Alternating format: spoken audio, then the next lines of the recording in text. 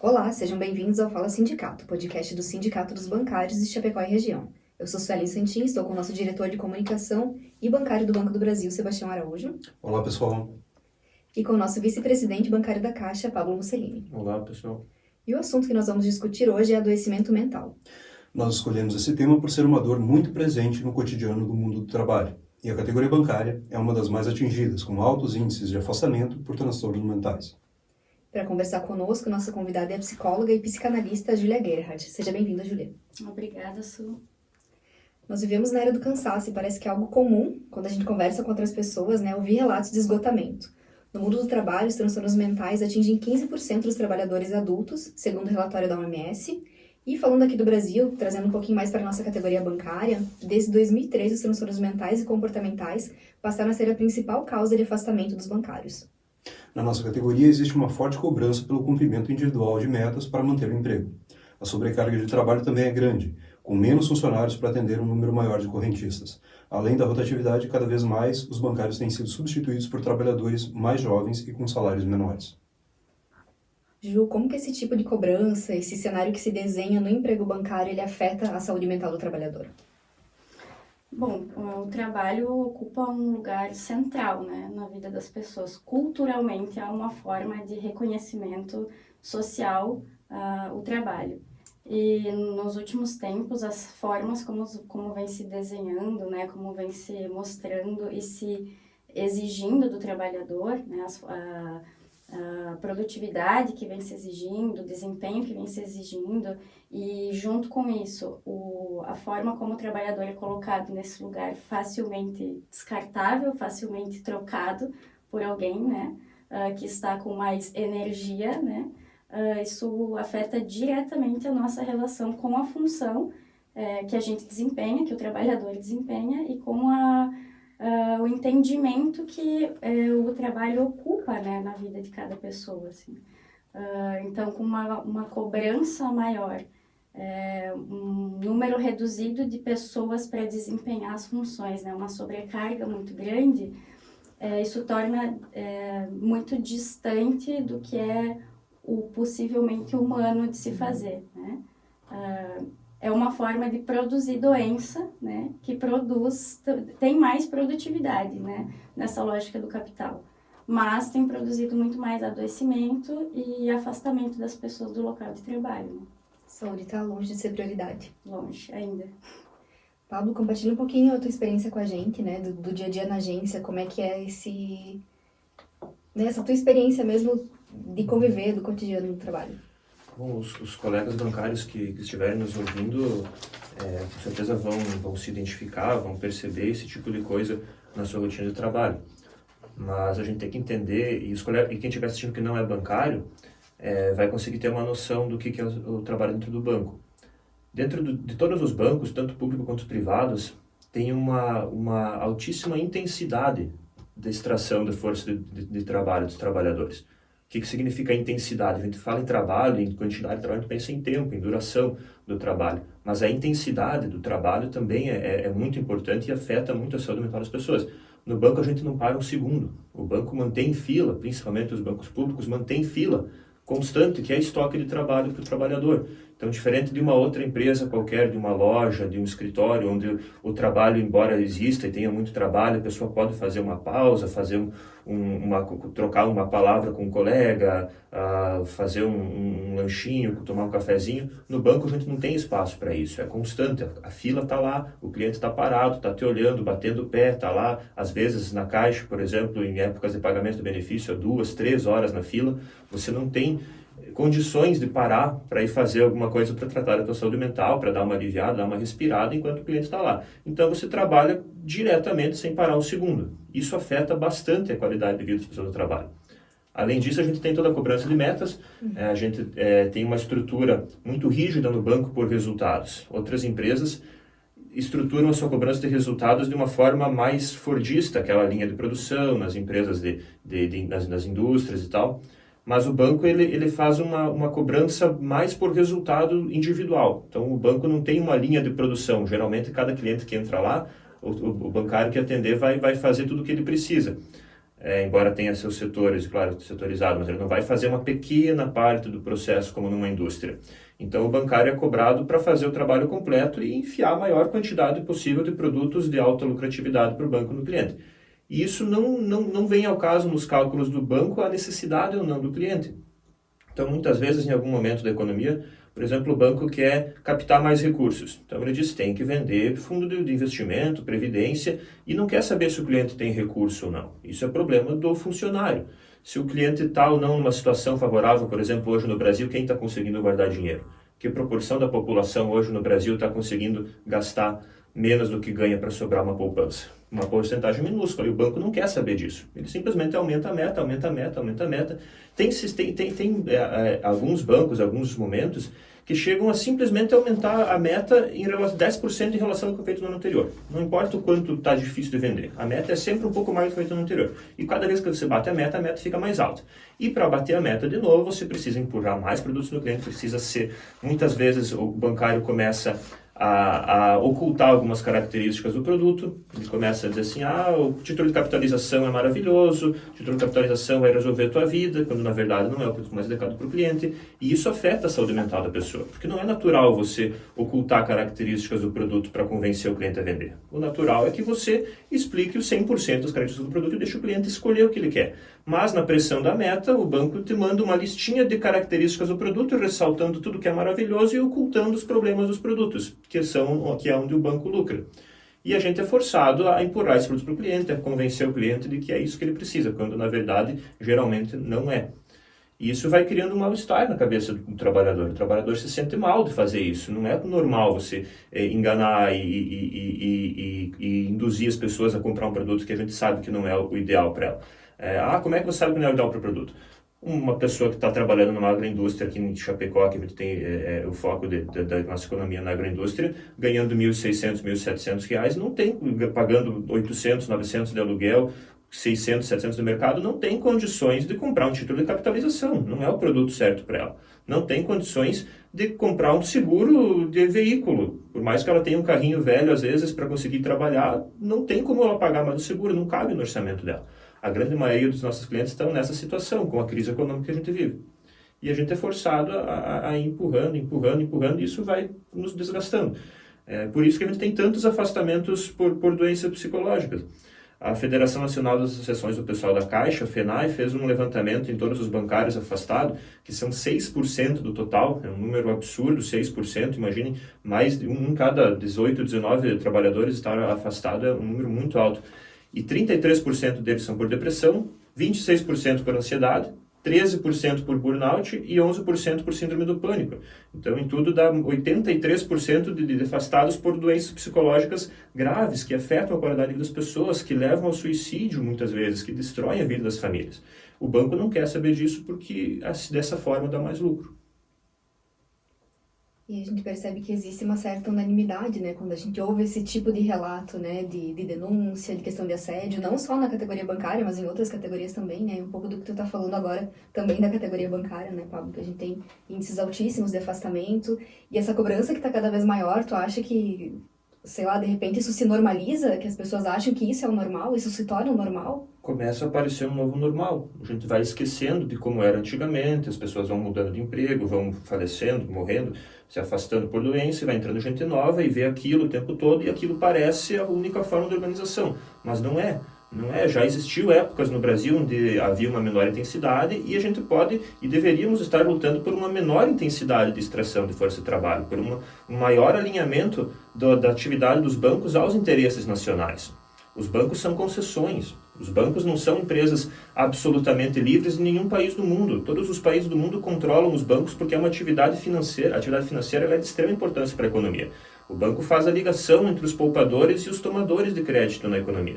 É uma atividade essencial, que não pode ser deixada à revelia. Senão acontece o que está acontecendo no Brasil, de meia dúzia de grandes banqueiros pautarem a política nacional, definirem o que vai ser aprovado, quem vai ser eleito, influenciarem muito, colocarem muito dinheiro nas campanhas e, ao mesmo tempo, destruir os direitos trabalhistas para poder lucrar mais em cima dos funcionários e dos clientes.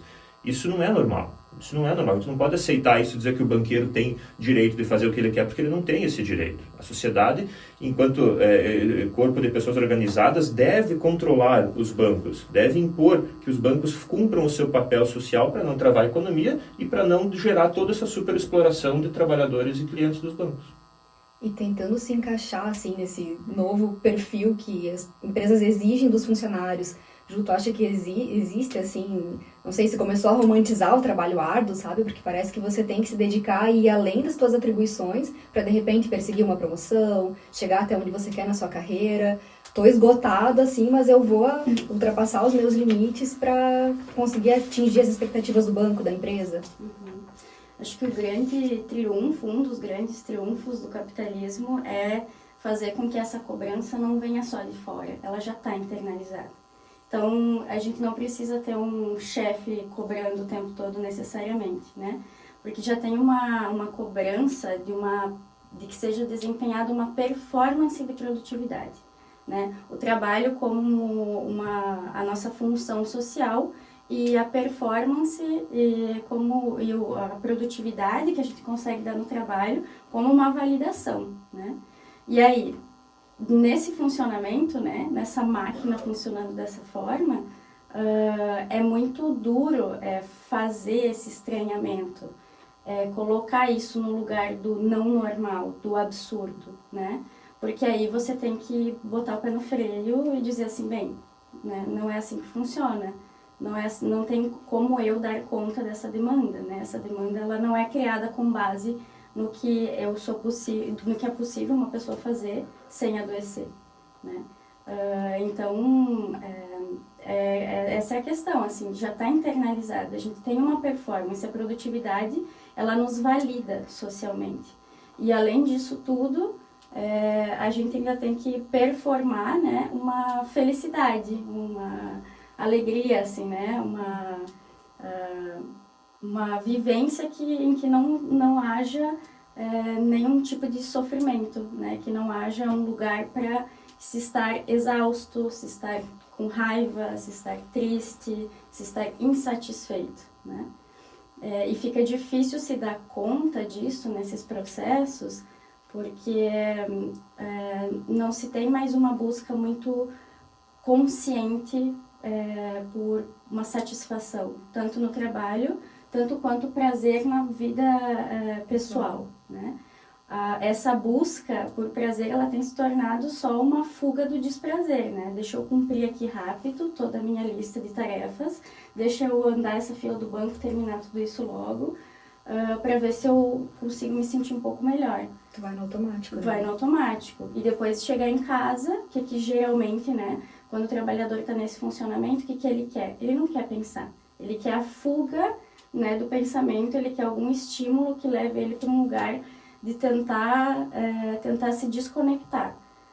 E aí redes sociais, e aí timeline rodando, e aí jogo, e aí joguinhos, sei lá, série ou qualquer outra atividade que possa colocar nesse lugar de menos estímulo para tentar se desconectar desse funcionamento.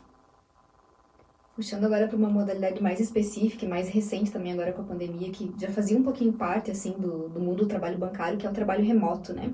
Que é bem presente na nossa categoria. Que cuidado que a gente deve ter nesse formato de home office, porque a gente também vê, quando a gente lê sobre isso, tem muito lado bom e também uma romantização, né? Tu ficar em casa, não ter que pegar trânsito, de repente ser algo mais leve para ti trabalhar em casa, né? Mas também, que atenção que a gente deve ter para não se sobrecarregar, para estar no ambiente de casa e separar as duas coisas, trabalho, né, da vida pessoal, impor limites também nessa questão de horário, da desconexão. Há pessoas que vão preferir o trabalho remoto justamente por ter essa liberdade de poder fazer o seu horário, né? Tem pessoas que vão entender que funcionam melhor numa rotina que começa mais tarde, vai até mais tarde, do que iniciar cedo e terminar cedo, né? Acho que em algum momento se tinha uma ideia de que no trabalho home office não iria ter hora extra, muito pelo contrário. Que aí entra um problema, assim, a fronteira entre o trabalho e o fim dele fica muito difusa, assim, no home office, né? E ainda nessa lógica de grande produtividade, já que tá ali, a coisa vai se estendendo, né? só mais uma reunião, né? É difícil impor esses limites, eu acho que especialmente para quem está no home office, porque a questão de tu não poder se deslocar de um lugar físico, né, não poder se retirar dali, deixa tudo muito emaranhado. Mas aí vai de tentar estabelecer alguns limites, o que fica muito difícil com o celular, né? Com o WhatsApp, né? E fica muito, acho que os trabalhadores, talvez, né? Tentarem, porque a gente entra nessa lógica, a gente cobra os nossos colegas também, fora do horário, né? Todo mundo quer se falar porque é tão rápido, né? Já tá ali, é o tempo todo, é uma comunicação que é o tempo todo, isso é muito exaustivo. Acho que cada um tentar colocar esse limite, tentar colocar, mas assim, não sei se isso vai ter algum sucesso, né? Se tem como garantir que isso terá sucesso da própria pessoa, de individualizar isso, sabe? Não sei se é possível colocar, o próprio trabalhador colocar esse limite. Até porque, como foi falado, né, a gente já tem internalizado uma busca pelo resultado. Mas se você tem internalizado isso, a grande chance é de que você mesmo se proponha a continuar trabalhando depois do horário, ou mesmo quando não deveria estar trabalhando, você continue para atingir esse resultado pretendido, né? Então, as duas coisas vêm meio junto, né? Não há uma separação, não há uma separação. No caso do home office, não há uma separação do teu ambiente de casa, coisa que na tua mente já não existe mais.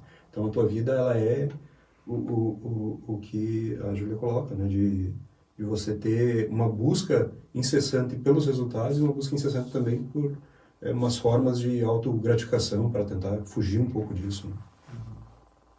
Muitas vezes eu acho que algumas pessoas tentam mistificar esse sofrimento pela busca constante do resultado que a gente está falando com uma busca por eficiência. Pensar, temos que trabalhar, temos que produzir, temos que gerar renda, gerar capacidade de consumo de bens e serviços. Mas aí entra uma questão que eu acho que é o estranhamento do trabalho. A gente não trabalha mais para ter uma qualidade de vida melhor. E basta a gente parar para pensar no nosso dia a dia no banco. O que eu enfiar um seguro de vida no aposentado contribui de valor para a sociedade? É um serviço que a gente sabe que ele vai eventualmente acabar usando ou não, mas não gera uma satisfação real. É só um fluxo de dinheiro para cá e para lá, não está gerando um produto de fato. A atividade do banco como intermediador e ofertador de produtos financeiros, ela não gera um bem direto, ela só intermedia. Então, você se esforçar para vender o negócio para o cara não está gerando uma produção real. Não é que nem o agricultor, quanto mais ele trabalhar, mais alimento ele vai gerar. A gente não gera serviço no banco, a gente gera lucro. Não é que nem o médico, quanto mais ele trabalhar, mais gente ele vai atender, mais pessoas ele vai curar. Essas pessoas que têm um trabalho mais direto, de produção de bens e serviços, elas conseguem ver o fruto do seu trabalho.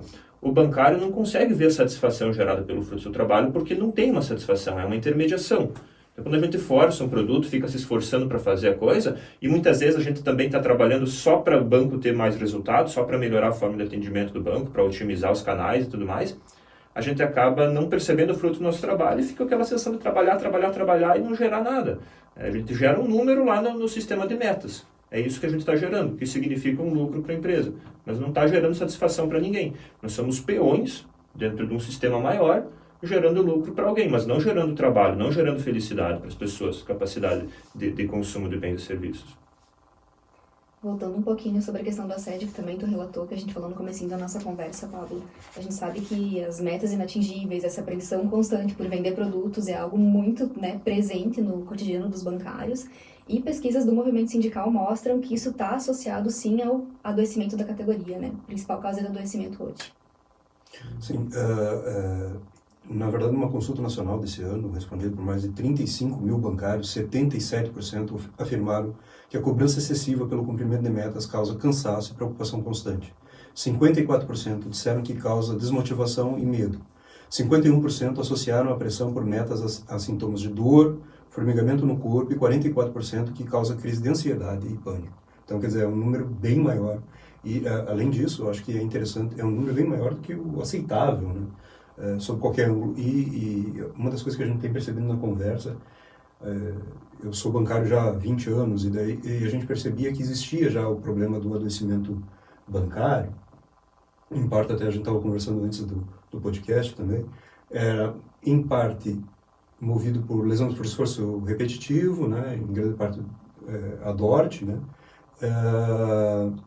e, em parte, era nos cargos de chefia, o pessoal que era mais pressionado. Hoje em dia existe uma distribuição para todo o quadro de funcionários. Por causa do assédio moral, você tem um quadro de que todos os funcionários estão sendo impactados pelas metas, todos estão sendo impactados pelo adoecimento mental. Não é mais uma coisa que era em quem estava na ponta lá tentando se superar para ascender profissionalmente. Não. Hoje nós temos o escriturário, o técnico bancário, enfim, que está lá na base e está sendo muito impactado também pela cobrança excessiva. Então não é mais um quadro de uma parcela nós estamos falando da totalidade dos funcionários de banco sendo adoecendo e sentindo esses sintomas em virtude do trabalho. Isso não é por acaso também, né, Sebastião? É o resultado direto, na minha opinião, da gerentificação da categoria. A gerentificação da categoria é o processo pelo qual os bancos fizeram com que antes um gerente tinha 20, 30 funcionários numa agência, hoje todo funcionário é gerente da sua mesa. Formalmente, ou pelo menos de forma informal, na prática, na cobrança, todo funcionário é tratado como o próprio gerente, como um produtor de resultados individual, né? Então a gente acaba ficando com essa pressão constante, a pressão que antes era reservada, não exclusivamente, mas direcionada mais para esse cargo, agora é distribuída para todo mundo que é gerente da sua própria mesa, para ganhar a mesma coisa que ganhava antes, ou menos, no poder de compra. Até na pesquisa que tu relatou antes, Pablo, da FENAI, tem vários relatos de crises, né, que os trabalhadores vêm sofrendo, medo de denunciar, de se afastar, de perder a função, e também a falta de acolhimento, né, do banco quando eles vão atrás de ajuda para relatar esse sofrimento, esses casos de assédio, esses casos de abuso, né. Até um depoimento aqui bem preocupante nessa pesquisa da FENAI, foi um bancário que afirmou: me adoeceram a ponto de quase me convencer que eu era realmente um profissional inútil. Esse sentimento, Ju, ele é comum nesses casos, da pessoa se culpar? Com certeza. Estando internalizada essa cobrança e internalizada essa validação social a partir da produtividade, bem, não entregar aquilo que é exigido imediatamente gera culpa, né? Porque essas cobranças, elas estão de uma maneira muito perversas atribuídas ao individual, né? Isso se tem atribuído a um desempenho individual, né? A uma história individual, que essa história teria a capacidade de modificar estruturas que são sociais, que são políticas, que são históricas, né? Isso é muito perverso de atribuir às pessoas, né? E é muito difícil de questionar essa lógica sem se responsabilizar, sem se culpabilizar por estar sendo lido dessa forma, né? Porque, de fato, não entregando aquele resultado, precisando dizer, num caso de adoecimento, num caso que chega a uma estafa, né, um cansaço excessivo, uma desconexão com o próprio trabalho, com os colegas, com as próprias funções e com a própria vida, assim, e ter que admitir, entender isso e dar essa pausa é muito complicado, assim, porque num primeiro momento é um sentimento de culpabilização. Bem, eu não dei conta, porque todo mundo está dando, tá todo mundo dando conta. Uhum. Essa é uma grande... Isso é um grande ganho aí, né, do capitalismo, de nos fazer crer nisso. Não, tá todo mundo dando conta, tá todo mundo tentando performar, né? Pouco se questiona, pouco se faz estranhamento, assim, se faz crítica sobre essa situação. A gente tem como hegemônico, tá todo mundo sofrendo, né? Olha os dados, né? Eu trabalho em clínica há alguns anos e isso vem para a clínica, isso vem para o consultório, em pessoas que estão em diferentes contextos, em diferentes funções, em diferentes trabalhos. Eu já fui várias vezes. Isso vem muito cotidianamente, né? Isso é uma demanda que sempre esteve no meu consultório, né? Então, é muito interessante observar, assim, que isso está sendo vivenciado pelas pessoas, quem trabalha com saúde mental, quem trabalha com saúde, né? Porque às vezes essas situações extrapolam antes de que a pessoa consiga procurar por um acompanhamento psicológico em uma crise de pânico, né? Extrapola para alguma situação, um adoecimento psicossomático, né? Então, acho que quem trabalha com saúde tem que estar muito atento, né?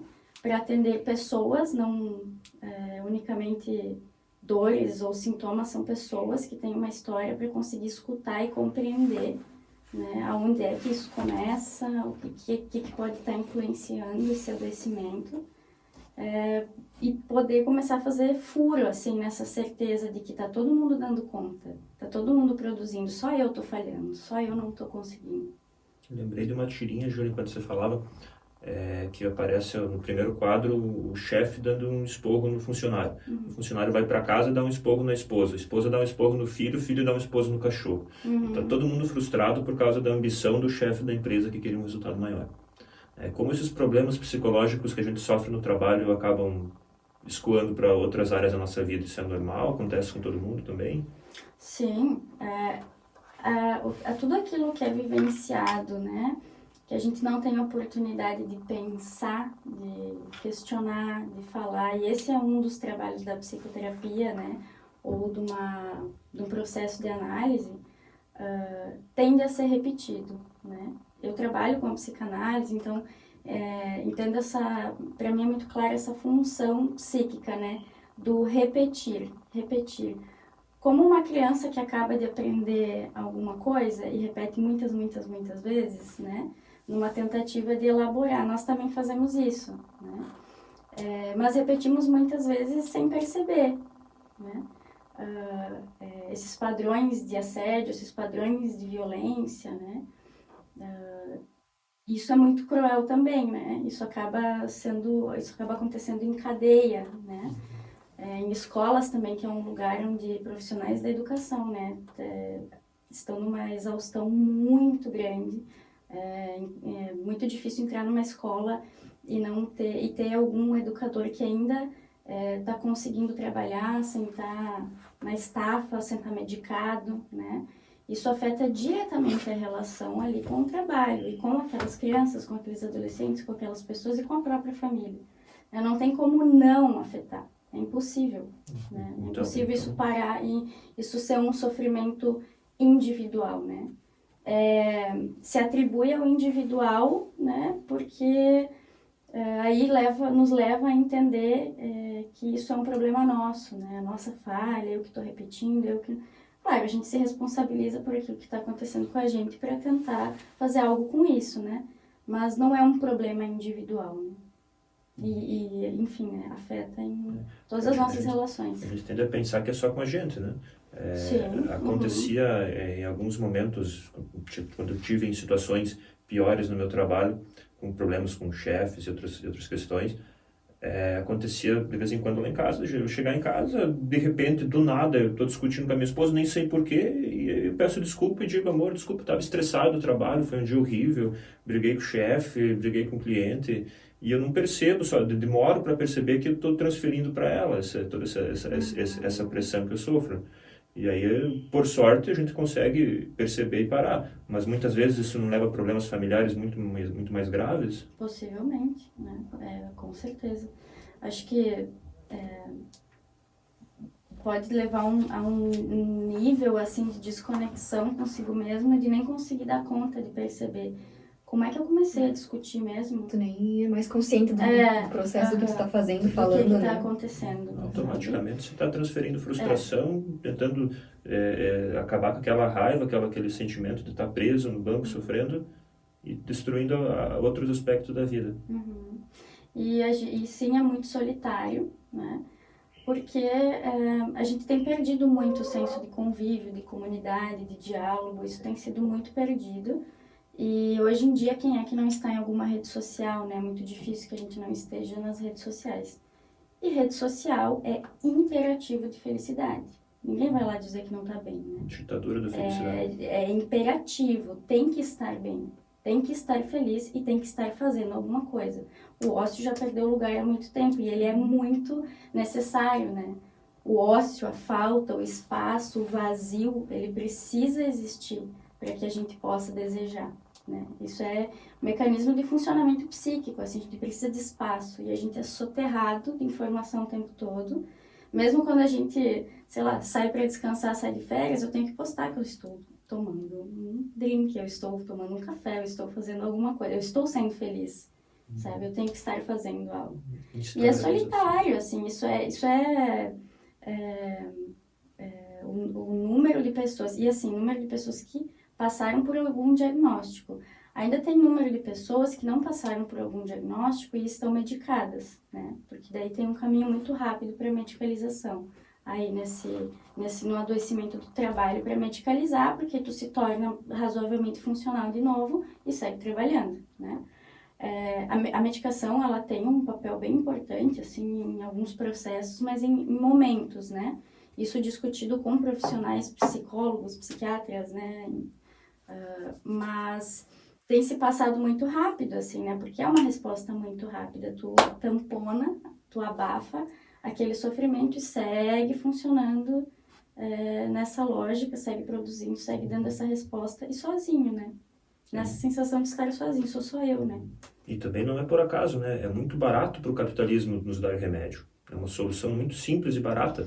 E rápida, né? Rápida. Eu sei porque eu trabalhei no faturamento de uma grande rede de farmácias. Os medicamentos são incrivelmente baratos. Tinha medicamentos lá custavam centavos, literalmente centavos, cartelas com 15, 20 comprimidos. A margem de lucro das farmácias é muito alta. Então é muito barato para o capitalismo nos entupir de remédio, nos dopar, nos drogar, para a gente continuar trabalhando, sofrendo, mas drogado para aguentar a situação.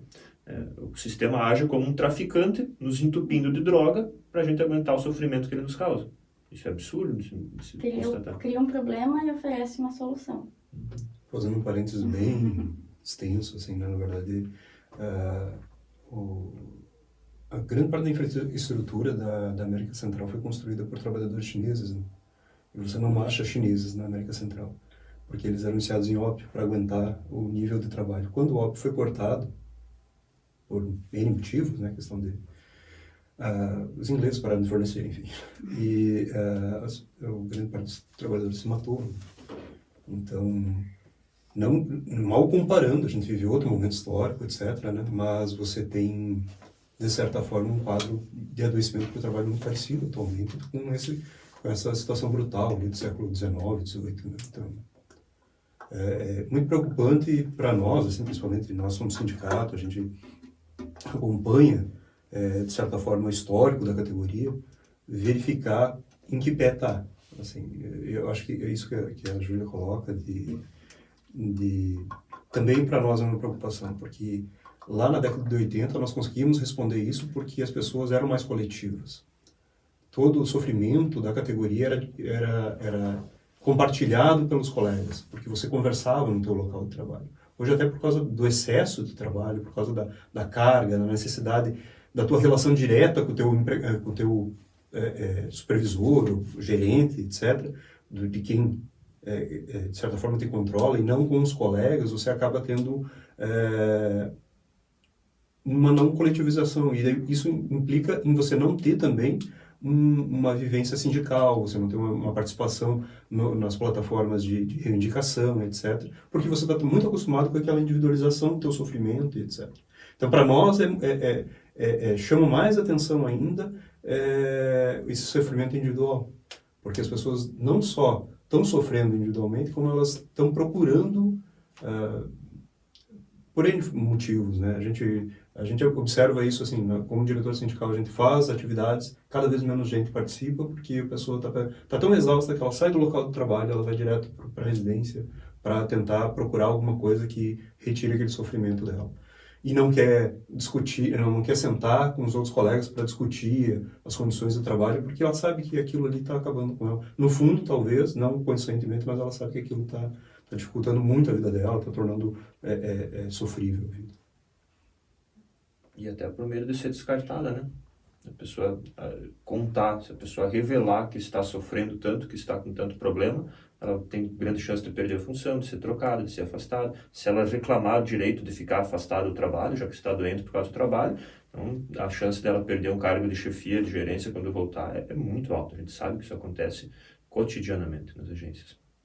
E tem como fugir de alguma forma disso? Ju, como é que o trabalhador ele deve enfrentar esses conflitos que emergem do trabalho e manter a saúde mental, né? É possível a gente se manter inserido no contexto que a gente tá, do jeito que tá o mundo do trabalho, sem adoecer? A gente tá inserido, né? A gente não tem muita escolha quanto a isso, né? Eu entendo que tornar as coisas mais conscientes, mais claras, né? Ter uma consciência da própria história, né? Da própria história cultural do próprio país, da história política do próprio país, econômica do próprio país. Entender um pouco disso para tentar fazer estranhamento ao absurdo, né? A gente tá numa lógica, assim, de ter o absurdo como muito normal, né? Há muito tempo, assim, não se faz muita crítica ao que é absurdo. É absurdo, né? Uma pessoa desempenhar a função de 3 é absurdo. Uma pessoa não ter 15 minutos para descansar, ter que esvaziar aquela fila, ter que terminar tudo aquilo naquele curto tempo de trabalho, ter que entregar muito mais do que é possível, isso não é normal, né? Isso vai provocar sofrimento e adoecimento, né? E a lógica é, bem, adoeceu, tira, eu coloco outra, né? Mas isso é absurdo, as pessoas não são descartáveis. E até quando que isso vai girar, sabe? E a individualidade potencializa isso, né? Porque quando a gente perde esse senso de coletividade, então tu deixa de compartilhar, tu deixa de lutar por essa causa comum, porque de repente tu não identifica tanto com uma causa comum, né? Então acho que entender a própria história, fazer esses questionamentos, fazer esses estranhamentos, encontrar esses espaços, né? Tentar não ficar respondendo a essa demanda que ela é completamente irreal e é perversa muitas vezes, né? Entender que não tem como atender a isso, e isso não é uma falha e uma culpa individual, né? Acho que nos ajuda a tentar criar uns espaços, assim, sabe? Uns buracos, assim, nessa certeza de que é desse jeito que funciona e eu tenho que responder isso, e se eu não responder, eu que estou falhando, né? Tentar criar essas pausas, assim, pra... Tá, mas como é que você não pode fazer uma reunião às 10 da noite? Não posso. Mas como assim? Não, vamos trabalhar, tem que trabalhar no sábado. Não dá. Como assim? Vai levantar daqui agora, vai dar uma pausa? Sim, eu preciso, né? Tentar, assim, criar esse questionamento, assim, tentar criar esses buracos, assim, eu acho que pode ajudar as pessoas a não individualizar tanto esse problema, né? Tentar voltar a falar, né, com os nossos pais, assim, tentar voltar a falar com os nossos, assim, a compartilhar, acho que nesse sentido os sindicatos têm um papel gigantesco, muito importante. Mas tem sido cada vez difícil, assim, porque aí tem que se haver com a própria falha, né? E a própria falha de todo um sistema, assim. E isso pode ser muito doloroso. Mas talvez continuar nesse funcionamento custe mais caro. E ao mesmo tempo que a gente pensa em soluções, em formas de aliviar o sofrimento individual ou local, nos nossos locais de trabalho, com a nossa equipe, com nossos colegas, eu acho que a gente tem que pensar também em lutar contra o sistema em si. Porque isso não é por acaso, né? Não é à toa que não foi um acidente de percurso que se desenvolveu esse tipo de ideia. Isso foi projetado, isso foi pensado, planejado e executado. Em 1980, Margaret Thatcher disse que não existia sociedade, que só existiam indivíduos. E se pensou uma sociedade, no modelo neoliberal, onde as questões sociais, comunitárias, de vida em comum, porque nós somos seres sociais, não tinham espaço, onde só existiam indivíduos isolados e as políticas sociais, Estado, economia, tudo era pensado em indivíduos isolados. E o resultado está aqui, uma grande massa de indivíduos isolados, doentes, sofrendo, todo mundo esgotado, sem saber como sair dessa furada que a gente se meteu. Então, ao mesmo tempo que a gente tem que procurar aliviar o sofrimento imediato, nós não podemos abandonar a luta de longo prazo para mudar o sistema em si. Nós temos que pensar também no nosso futuro, no futuro dos nossos filhos e nossos netos, que podem viver num mundo onde essa ideologia individualista seja derrubada, seja subvertida por uma ideologia coletivista, onde se pense no bem-estar das pessoas e não no lucro individual. Tu mencionou em outro momento, Pablo, agora eu me lembrei, sobre números, né? E essa lógica, assim, de produção, ela coloca muito números acima de pessoas, né? E aí tu me pergunta, Su, né, o que a gente faz em relação a isso, como é que a gente sobrevive, né? Nós somos seres históricos, sociais, culturais, biológicos, psíquicos, as nossas funções, a gente chegamos agora num momento, né, esse momento que tem produzido esses adoecimentos, né, esse sofrimento exacerbado, em que a gente cumpre as funções, o trabalhador ele cumpre as funções como em uma lista, né? É uma lista. Aí eu termino a lista e finalmente eu me livro daquele desprazer daquela lista não cumprida. Tem um professor da USP, o Christian Dunker, que ele fala, lembro disso, ele fala sobre isso. O nosso trabalho ele não tem mais uma narrativa, né? Ele é descritivo, a gente descreve um trabalho.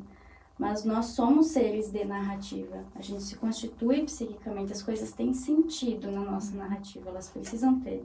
É assim que a gente faz, a gente passa por um processo de psicoterapia, né? É assim que a gente conta a nossa história, é assim que é feita a arte, né? E é assim que a gente questiona e pode pensar sobre esses processos. Então, o trabalho ele precisa voltar a ter uma narrativa, para ele voltar a ter um sentido, né? Ele precisa ter um sentido, né, naquela função, e não apenas um desempenho descritivo de uma lista que vai e se termina e cadê o sentido daquilo tudo, sabe? Gente, acho que é um assunto que renderia mais horas de debate, né? Mas hoje nosso programa fica por aqui. Claro que a gente pode marcar uma outra conversa também para estender esse papo. Então eu quero aproveitar para agradecer a Júlia por ter disponibilizado o tempo para vir conversar com a gente e também, Pablo, por compartilhar um pouquinho, né, do teu dia a dia na agência, a tua experiência. Se alguém ficou com alguma dúvida, quiser nos dar sugestões ou tiver alguma denúncia, pode conversar com a gente presencialmente no sindicato, pelas redes sociais, pelo WhatsApp 49 98804 0734. O nosso site, inclusive, tem um canal de denúncia que direciona para o formulário onde nós tratamos todas as informações de forma sigilosa. Você tem a opção de preencher ou não com seu contato, mas é interessante que o faça para que a gente consiga dar o retorno direto. Até a próxima, pessoal. Até a próxima.